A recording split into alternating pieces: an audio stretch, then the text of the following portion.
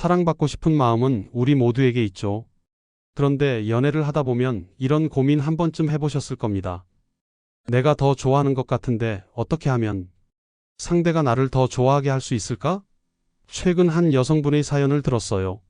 30대 중반의 이 여성은 5년 연애 끝에 결혼했지만 항상 자신이 남편을 더 쫓아다니는 느낌에 자존감이 낮아졌다고 해요.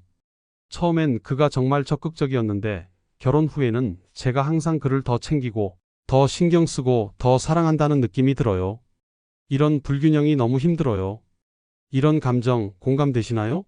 심리학자들은 사랑의 균형이 무너질 때 관계가 불안정해진다고 말합니다. 실제로 연구에 따르면 한쪽이 지나치게 많이 투자하는 관계는 장기적으로 두 사람 모두에게 불행을 가져오기 쉽다고 해요. 그렇다면 어떻게 해야 상대방이 나를 더 사랑하게 만들 수 있을까요? 오늘은 단순한 연애 테크닉이 아닌 심리학적 원리를 바탕으로 한 근본적인 접근법에 대해 이야기해 볼게요. 일시적인 방법이 아닌 당신의 삶과 관계 전체를 풍요롭게 할 수 있는 방법이니 끝까지 함께 해주세요. 사랑받는 연애 채널 러브SOS365 구독, 좋아요 클릭 바로 시작합니다. 인간관계의 모든 것은 사실 얼라이먼트, 즉 정렬에서 시작됩니다. 우리의 사랑 생활은 생각보다 훨씬 더 큰 그림의 일부라는 걸 알 수 있어요. 생각해 보세요. 당신이 사랑받는 방식은 실은 세 가지 층위로 구성되어 있습니다. 가장 먼저 인간으로서 사랑받기, 그 다음 이성 여성이라면 남성들로부터 사랑받기, 마지막으로 특정 파트너로부터 사랑받기죠. 이건 마치 피라미드와 같아요. 기초가 튼튼해야 꼭대기도 안정적이죠. 제 대학 시절 친구 이야기를 들려드릴게요. 미모가 출중했던 그녀는 항상 남자친구가 있었지만 관계가 오래가지 않았어요. 어느 날 그녀가 술에 취해 털어놓길 나는 사람들을 믿지 않아. 모두 결국 떠나게 되어 있어라고 했죠. 그녀의 가정사를 알게 됐는데 어릴 때 부모님의 이혼과 방치를 경험했고 그로 인해 사람에 대한 깊은 불신이 생겼다고 해요. 아무리 좋은 남자를 만나도 그녀는 기본적으로 인간을 신뢰하지 못했기 때문에 진정한 사랑을 받아들일 수 없었던 거죠. 인간에 대한 기본적인 신뢰와 사랑이 없다면 특정 남성의 사랑도 온전히 받아들일 수 없어요. 이것이 바로 이 영상에서 말하고자 하는 상위 수준의 얼라이먼트의 시작입니다. 먼저 인간 수준에서 사랑받기 위한 방법을 살펴볼게요. 가장 기본은 당신이 인간을 좋아해야 한다는 것입니다. 이 말이 너무 당연하게 들릴 수도 있지만 생각보다 많은 사람들이 무의식적으로 인간에 대한 불신이나 혐오감을 갖고 있어요. 당신이 뱀을 극도로 혐오한다면 아무리 친절한 뱀이 다가와도 그 호의를 받아들일 수 없을 겁니다. 마찬가지로 당신이 인간에 대한 근본적인 불신이나 혐오가 있다면 아무리 좋은 사람이 진심 어린 사랑을 보내도 그것을 온전히 받아들일 수 없어요. 어떤 사람들은 어린 시절의 상처 때문에 인간에 대한 불신이 깊어요. 방치, 학대, 가정폭력 같은 경험은 인간을 위험한 존재로 각인시키죠. 만약 당신이 이런 경험이 있다면 그 상처를 인정하고 치유하는 과정이 필요할 수 있어요. 전문가의 도움을 받거나 안전한 관계를 통해 점진적으로 신뢰를 회복해 나가는 것이 중요합니다. 그리고 인간으로서의 당신 자신을 사랑하는 것도 필수적이에요. 어떤 사람들은 자신의 존재 자체에 죄책감을 느껴요. 내가 태어나지 않았다면 엄마의 인생이 더 나았을 텐데라고 생각하는 경우가 있죠. 이런 근본적인 자기 부정은 사랑을 받는 데 큰 장벽이 됩니다. 제가 상담사로 일할 때 만난 한 여성분은 항상 자신이 공간을 너무 많이 차지한다고 느꼈어요. 목소리를 낮추고 몸을 최대한 작게 만들고 자신의 필요를 드러내지 않으려고 했죠. 알고 보니 그녀는 어린 시절 내가 태어나서 우리 가정이 경제적으로 힘들어졌다는 말을 자주 들었다고 해요. 그녀가 행복해질 권리가 있다는 걸 인정하는 데 오랜 시간이 걸렸습니다. 행복한 사람이 더 많은 사랑을 받는다는 건 과학적으로도 증명된 사실이에요. 꼬리를 흔들며 활기차게 뛰어다니는 강아지가 웅크리고 있는 강아지보다 더 많은 관심과 애정을 받죠. 인간도 마찬가지예요. 자신의 삶을 사랑하고 즐기는 사람에게 다른 사람들도 더 끌리게 됩니다. 인간에게 잘 기대는 법을 배우는 것도 중요해요. 많은 사람들이 의존성을 부정적으로 봅니다. 난 혼자서 다 할 수 있어라는 태도가 강인함의 표시라고 생각하죠. 하지만 사실 건강한 의존은 인간관계의 기본입니다. 애착이론을 만든 존 볼비는 아이가 배고프거나 불편할 때 울면서 도움을 요청하는 것이 생존 본능이라고 했어요. 성인이 되어서도 이런 본능은 사라지지 않습니다. 다른 사람에게 도움을 요청하고 필요할 때 기댈 줄 아는 것은 약함이 아니라 지혜입니다. 일본의 심리학자 하세가와 야스조의 이야기가 인상적이었죠. 불량 청소년이었던 그가 사고로 장애인이 된 후 자살을 시도하려다 타인에게 도움을 요청하면서 인생이 바뀌었다는 이야기요. 사람들은 본능적으로 다른 이를 돕고 싶어 합니다. 하지만 당신이 도움을 요청하지 않으면 아무도 당신을 도울 수 없어요. 제 친구 중에 심한 독립성을 가진 사람이 있었어요. 그녀는 항상 아니야, 괜찮아. 내가 할 수 있어라고 말했죠. 어느 날 그녀가 이사를 하게 되었는데 아무에게도 도움을 청하지 않고 혼자서 모든 짐을 옮기려다 허리를 다쳤어요. 나중에 그녀가 말하길 사람들에게 도움을 청하는 게 이렇게 어려운 줄 몰랐어라고 했죠. 그 사건 이후 그녀는 조금씩 도움을 요청하는 법을 배웠고 관계가 더 깊어졌다고 해요. 마지막으로 다른 사람에게 도움이 되는 사람이 되어야 합니다.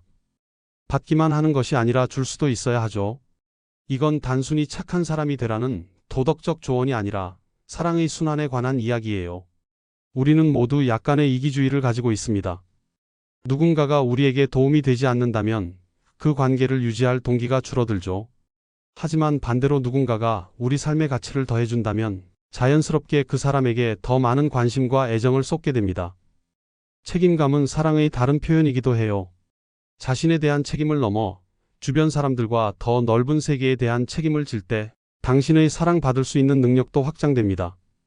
마을 전체를 책임지는 사람이 시장이 되고 국가를 책임지는 사람이 대통령이 되는 것처럼 당신의 책임감의 범위가 넓어질수록 더 많은 사랑과 존경을 받게 됩니다. 이제 남자 수준에서 사랑받는 방법에 대해 이야기해 볼게요. 인간 수준의 얼라이먼트가 되었다면 그 다음은 이성과의 얼라이먼트가 필요합니다. 가장 기본은 남성을 좋아하는 것이에요. 앞서 말한 뱀 비유를 떠올려 보세요. 당신이 남성 전체에 대한 혐오나 불신이 있다면 특정 남자의 사랑도 온전히 받아들일 수 없습니다. 어떤 여성들은 과거의 부정적인 경험 때문에 남성 전체에 대한 불신이 생겨요. 폭력적인 아버지, 배신한 전 남자친구, 직장에서의 성차별 같은 경험들이 남자들은 다 그래라는 생각으로 일반화될 수 있죠. 하지만 또라이 보존 법칙을 기억할 필요가 있어요. 어떤 집단에든 일정 비율의 문제 있는 사람들이 존재합니다. 그런 사람들 때문에 전체를 판단하는 건 논리적이지 않아요. 몇몇 남성의 잘못된 행동이 모든 남성의 문제는 아닙니다. 제가 아는 한 여성은 2번의 심각한 배신을 경험한 후 모든 남자를 불신했어요. 그녀는 새로운 관계에 들어갈 때마다 이 사람도 결국 날 배신할 거야 라는 생각으로 시작했고 그 불신이 결국 관계를 망치는 자기 충족적 예언이 되었죠. 그녀가 치료사와 작업하면서 깨달은 것은 그녀의 불신이 실제로 건강한 관계를 맺을 가능성을 차단하고 있다는 점이었어요. 물론 건강한 경계를 세우는 것은 중요합니다. 모든 남자를 무조건 신뢰하라는 말이 아니에요. 하지만 개별적인 사람을 판단할 기회를 주는 것, 그리고 남성이라는 존재 자체에 대한 기본적인 호감을 유지하는 것이 중요합니다. 두 번째로, 당신이 여성임을 좋아해야 해요. 이건 단순히 치마를 입거나 화장을 하라는 말이 아닙니다. 더 근본적으로 당신의 여성성에 대한 자부심과 기쁨을 느끼라는 의미예요. 우리 사회에는 아직도 성별에 따른 차별과 편견이 존재합니다. 특히 유교 문화권에서 자란 많은 여성들은 여자로 태어난 것에 대한 무의식적인 열등감을 가지고 있을 수 있어요. 다음 생에는 남자로 태어나고 싶다라는 말을 가볍게 하는 여성들도 있죠. 하지만 여성성은 결코 열등한 것이 아닙니다. 여성으로서의 자신을 사랑하고 존중할 때 다른 사람들도 당신을 더 존중하게 됩니다. 특히 남성들은 자신의 여성성을 긍정하고 즐기는 여성에게 더 큰 매력을 느끼는 경향이 있어요. 제가 만난 한 여성 CEO는 비즈니스 세계에서 성공하기 위해 초기에는 남성적 특성을 모방하려 했다고 해요. 강한 어조, 공격적인 태도, 감정을 드러내지 않는 것 등이죠. 하지만 나중에 그녀는 자신의 여성적 강점 공감 능력, 관계 구축 능력, 다중 작업 처리 능력 등을 활용하기 시작했고 그때부터 진정한 리더십을 발휘할 수 있었다고 합니다. 여성성을 표현하는 방식은 사람마다 다를 수 있어요. 전통적인 여성성을 즐기는 사람도 있고 그렇지 않은 사람도 있죠. 중요한 것은 외적인 표현이 아니라 자신의 성별 정체성에 대한 내적인 평화와 기쁨입니다. 세 번째로, 남성에게 잘 기대는 법을 배워야 해요. 독립성과 자율성을 높이 평가하는 현대사회에서 많은 여성들은 남자에게 기대면 약해 보일까봐 걱정합니다. 하지만 건강한 의존성은 자연의 섭리이자 관계의 기본입니다. 남녀는 생물학적으로도 심리적으로도 다른 특성을 가지고 있어요. 이런 차이는 서로를 보완하고 더 강한 파트너십을 형성하기 위한 자연의 설계라고 볼 수 있죠. 물론 모든 개인이 성별 전형에 딱 맞는 것은 아니지만 일반적인 경향성은 존재합니다. 예를 들어 대부분의 남성은 물리적인 힘이 더 세고 공간 지각 능력이 뛰어나며 문제 해결에 직접적인 접근을 선호하는 경향이 있어요. 이런 특성을 활용할 수 있는 상황에서 도움을 요청하는 것은 약함이 아니라 지혜입니다. 제 친구는 페미니스트 활동가로 초기에는 절대 남자에게 도움을 청하지 않겠다는 원칙을 가지고 있었어요. 어느 날 그녀의 차가 고속도로에서 고장 났는데 마침 지나가던 자동차 정비사인 남자친구가 도움을 제안했죠. 그녀는 원칙대로 거절하고 혼자 해결하려다 몇 시간을 허비했습니다. 나중에 그녀는 내 원칙이 실용적이지 않았다고 인정했어요. 도움을 주고받는 것은 성별의 문제가 아니라 인간관계의 자연스러운 부분이라는 걸 깨달았다고 합니다. 다음의 부부 상담 사례도 의미심장했어요. 남편에게 선물 하나 받지 못한 아내가 그 남편이 바람피운 여자에게는 비싼 선물을 한다는 이야기죠. 이 사례는 기대하고 요청할 줄 알아야 받을 수 있다는 사실을 잘 보여줍니다. 마지막으로 남성에게 도움이 되는 여성이 되어야 해요. 이건 단순히 요리나 집안일을 잘하라는 전통적인 의미가 아닙니다.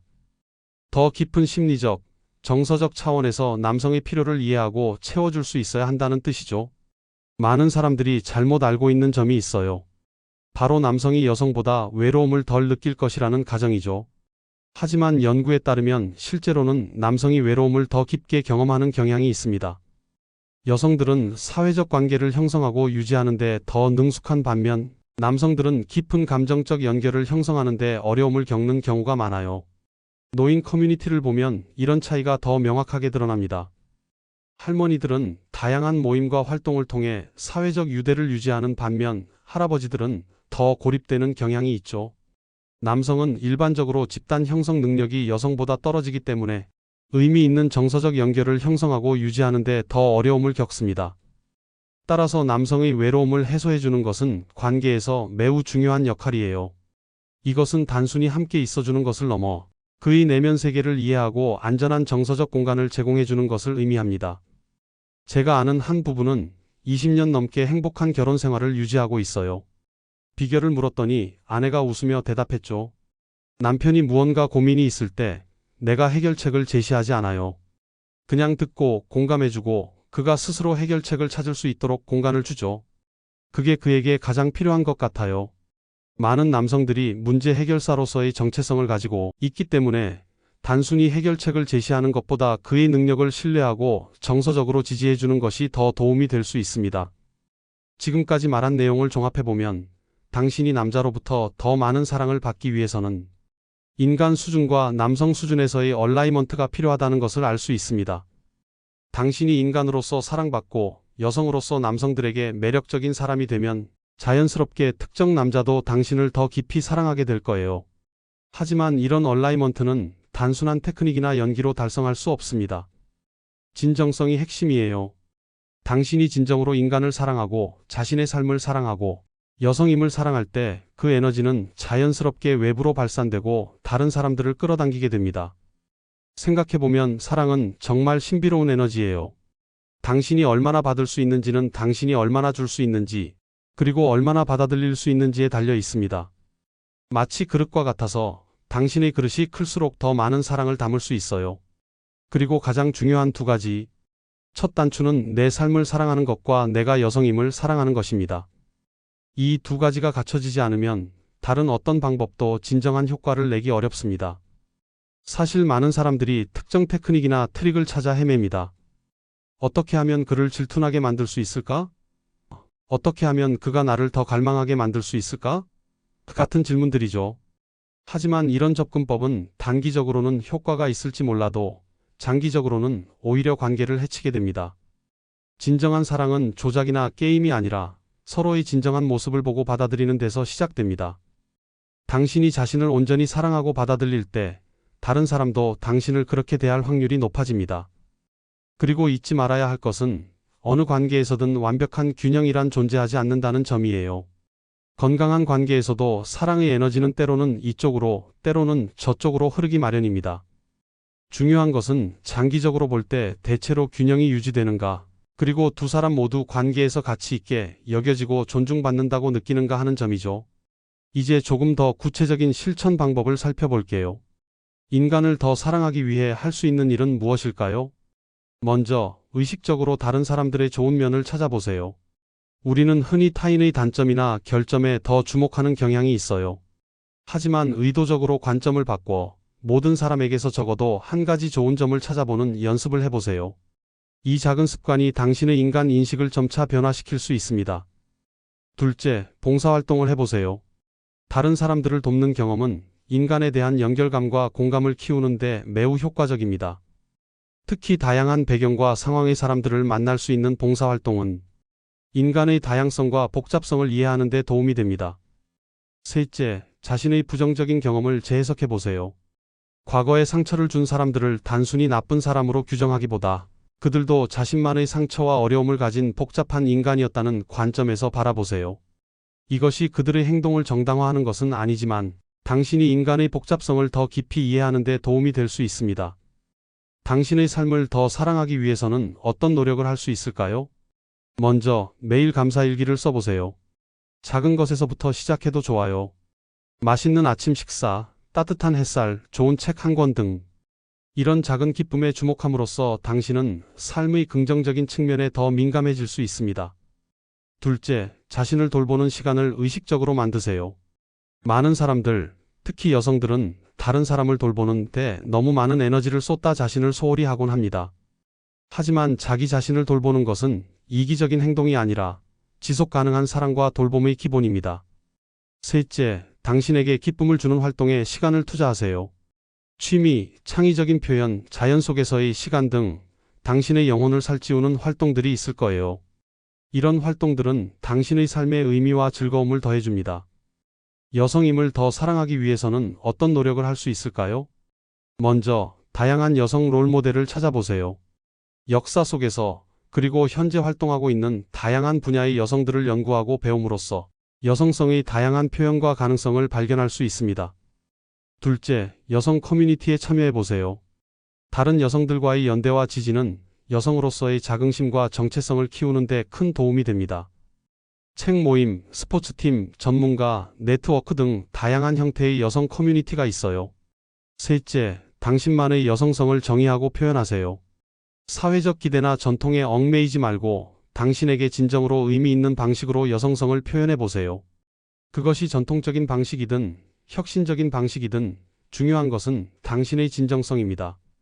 남성에게 잘 기대는 법을 배우기 위해서는 어떤 노력을 할 수 있을까요?